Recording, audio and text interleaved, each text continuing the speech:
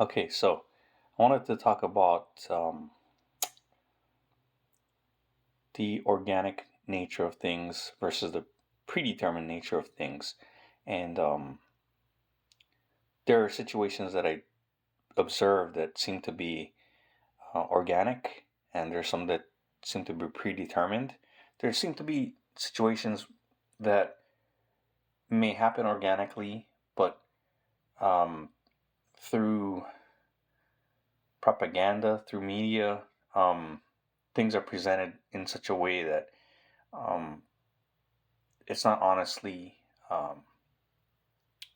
described.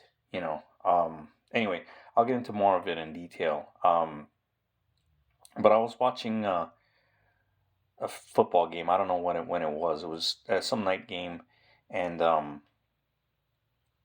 one of the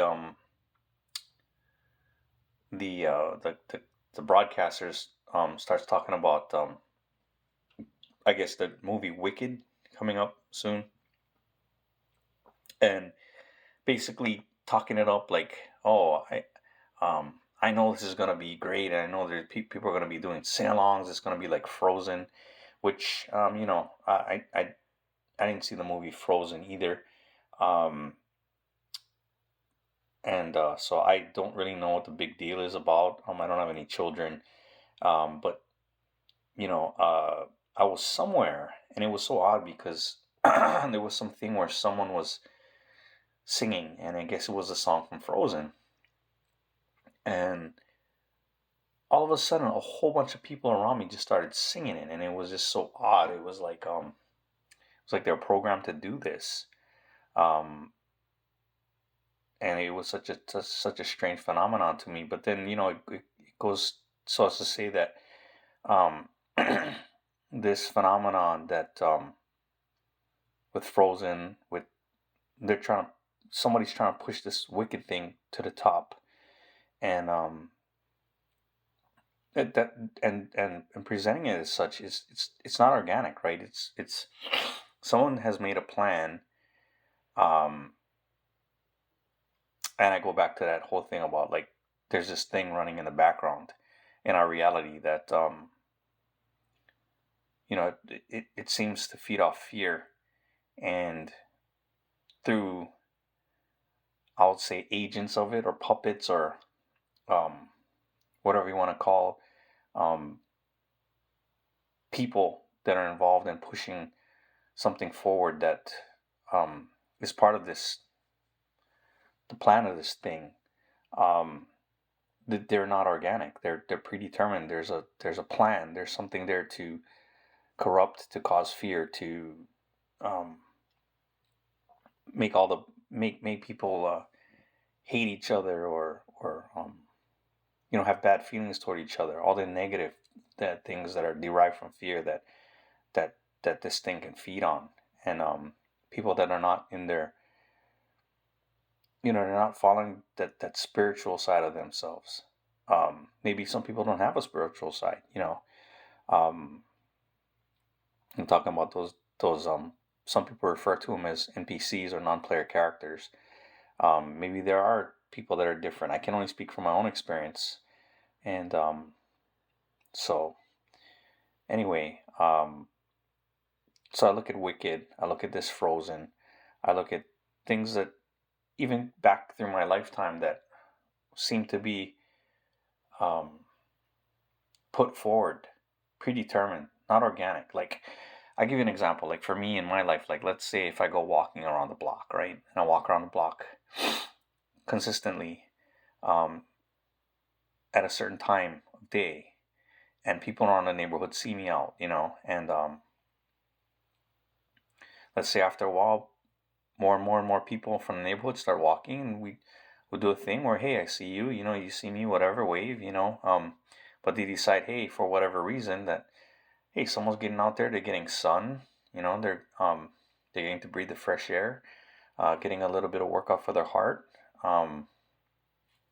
They decide that hey, that's cool, I'm gonna do that. That's organic. That's an organic movement, right? That I didn't post somewhere that, hey, I'm gonna go walk at this place this time, or I'm trying to lead this thing, or I'm starting a movement, or whatever it is. I have a nonprofit, or I have a charity organization, or any of that kind of things.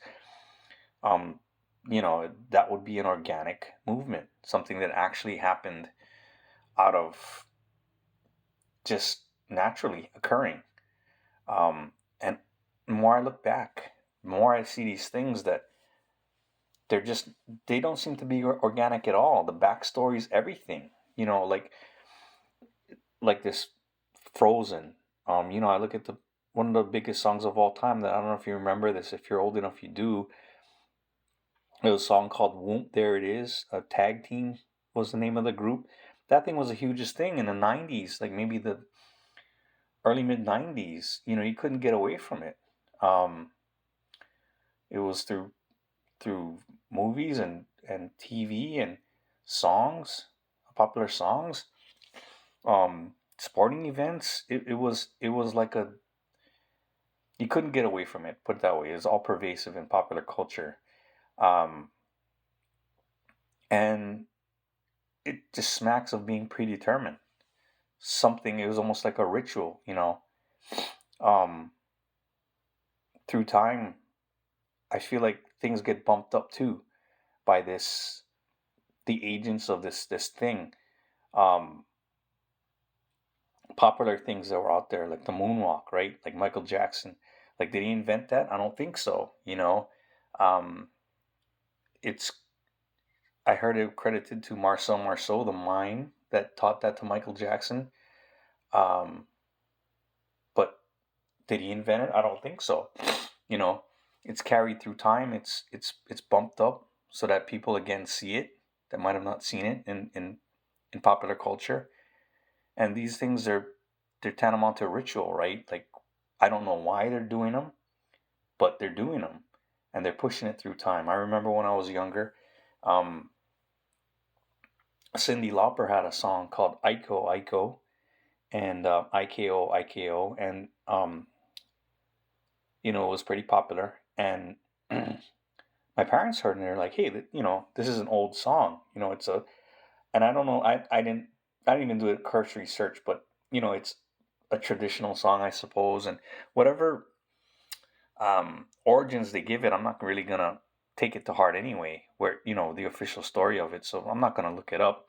But and then they use the thing in the movie Rain Man when they're gonna go take the casino for the money when they're doing the card counting, um the escalator scene, I believe. And so why does this thing have to be put forward, right? Like, is it some kind of like ritual, for it to be put out there again and again, for newer generations of people to see it? Another one was I remember this song. It was the Pata Pata song, and funny enough, it's like the Iko Iko, right? It's two words back to back the same, and one is 3 letters and one is 4 letters, right? But anyway, I remember seeing this, and like some kids at a talent show, I believe, did it the first time I saw it. And I was like, well, this is a stupid song, they're dancing around, and it's not very good. But people went crazy that at the talent show, and I'm like, how could you know this thing? Like, I never heard of this thing, and then later on, I see the thing again, and then I know that I saw it one time in this show, the show that was on NBC Las Vegas. There was an episode that had Jerry O'Connell in it, and he's singing this song, and I'm thinking to myself, why is this thing being put forth through generations? It's not particularly good or anything, and yet it has to be presented to the next generation of people for some reason. And for the life of me, I don't know what that reason is, but it's there. Um, there's there's things that all through our culture, when I look, they're not organic. you might think they are, but then if you take a closer look later on down the line, you realize that these things are all placed here for the purposes of just, like I said, I don't really know the exact purposes, but I believe that it just has to do with causing division, chaos, um, their ritual. Um, so you look at things like, even you look at like that whole thing with Jim Morrison. I mean, I could go deeper into it, but just bringing this one example up, Jim Morrison of the Doors, and how he rose to fame, and um, I listen to the music and I'm like, well, I mean, this is okay, but it's it's there to be a counterculture at that point. Um, you had these people that were, the whole peace and love movement, the hippie thing, um, and it's counter to, they say the war effort, right? And you look at it, and it's so weird because it was drugs involved and everything, but this person that's pushed up, it's not organic. I mean, it's an insider thing, right? You look at Jim Morrison's father; he was an admiral, that it was involved when they did the thing to escalate the conflict with Vietnam, with North Vietnam. The oh geez, what was that thing called? Oh, now my mind is blanking. Gulf of Tonkin. Admiral Morrison, I believe he was a fleet commander. I mean, he was up there. He was somewhere in charge, and so heavily involved in getting the United States, more deeply involved in a conflict somewhere else around the world, killing people, like, um, and yet his son is the one that's happens to be the person that's like counter to that, you know, um, and even that, it's controlled opposition as well, right? It's not organic. It's all predetermined, you know, and so you give both sides of that equation, right? A person installed that carries out these tasks, and I guess for me, when I look at it,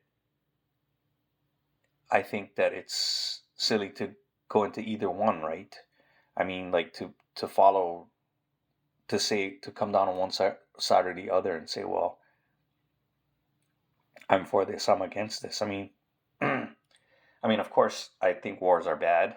I think that going in somewhere and killing a whole bunch of people that didn't do anything to you is not good. Um, but at the end of the day, I don't think the answer is to, um, go crazy on drugs. And, I just coming down on either side of that, I think it's not spiritually, it's not good for growth. It's not keeping in line with that spiritual side, that thing that's tied you to some place out of here, somewhere else. After you're gone, that place you're gonna go.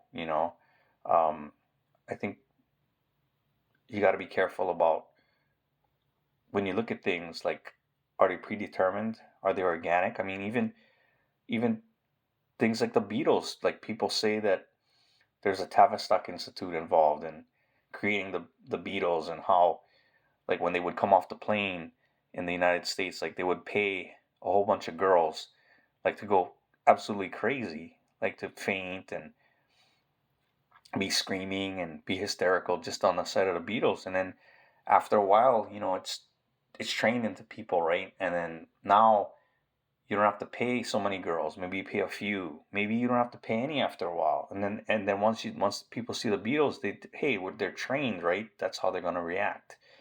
They're gonna lose their mind. They're gonna faint. all these things, and then it becomes so, right? But at the end of the day, it's not organic. You know, I look at these guys, and I think to myself,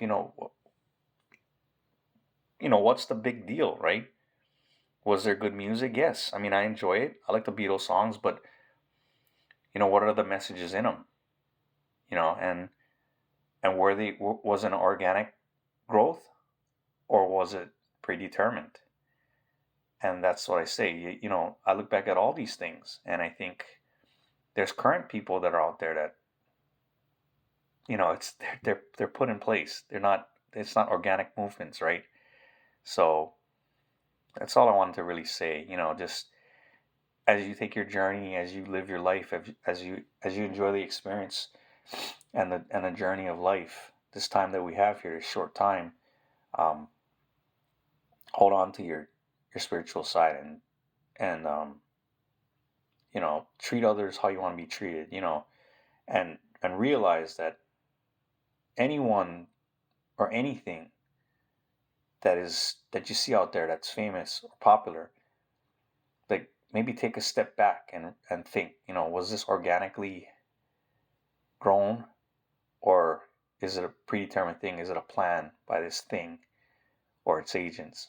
And if it is, be careful of it and be aware when you're consuming um, any of this information, that any of these songs or movies or whatever it is. Just be aware, and don't fall prey to like these dark rituals. And that's about it. I guess I will talk again later. Thanks.